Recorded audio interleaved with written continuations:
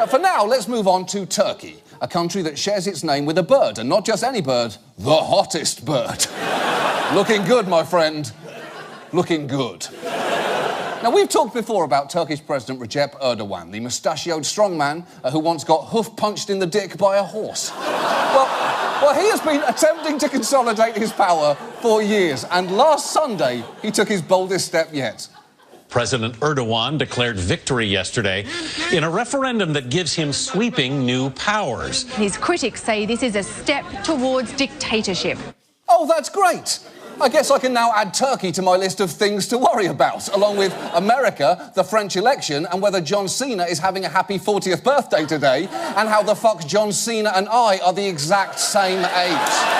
Oh, my God. That is heartbreaking. But the point is, the power this referendum gives Erdogan is sweeping. Erdogan now has broad, unchecked powers and the authority to potentially remain in office until 2029. It's true, the referendum gives Erdogan the power to do pretty much everything short of building a statue of himself with an erection that citizens will be forced to give pretend handjobs to. But to be honest, it might actually have given him the power to do that as well. The legitimacy of the results were immediately called into question after reports of voting irregularities, and European observers criticised the referendum, saying it took place on an unlevel playing field, something that Erdogan did not take well. George nedir? Hans nedir? Helga nedir? What George, Hans or Helga say, that's not our problem, Erdogan said, mocking European election monitors questioning the results. Ouch. That is dismissive, especially since George, Hans and Helga sounds like a former East German folk rock group. We are George, Hans and Helga, prepared to have the sounds of peace and love administered promptly into your ears and your brains, mein Freunde.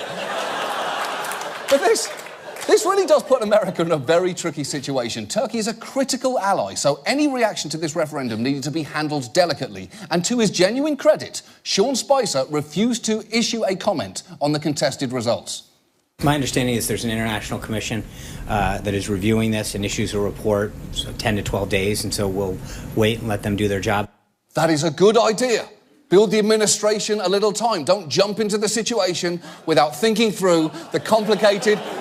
You all know what's coming now, right? US President Donald Trump has called Turkish President Recep Tayyip Erdogan to congratulate him on his narrow referendum triumph.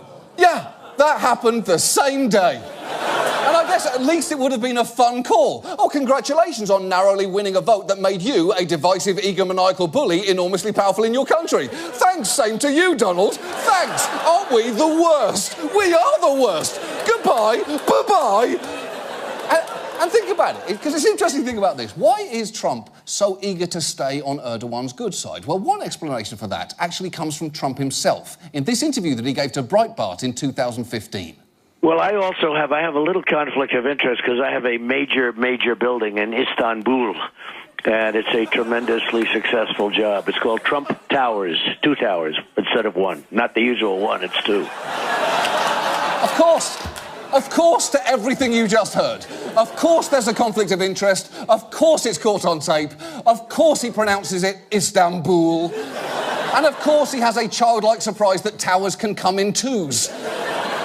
And look, between his actions regarding North Korea and Turkey this week, World War III is beginning to feel like Trump's armada. It's not here yet, but it sure as shit feels like it's on its way.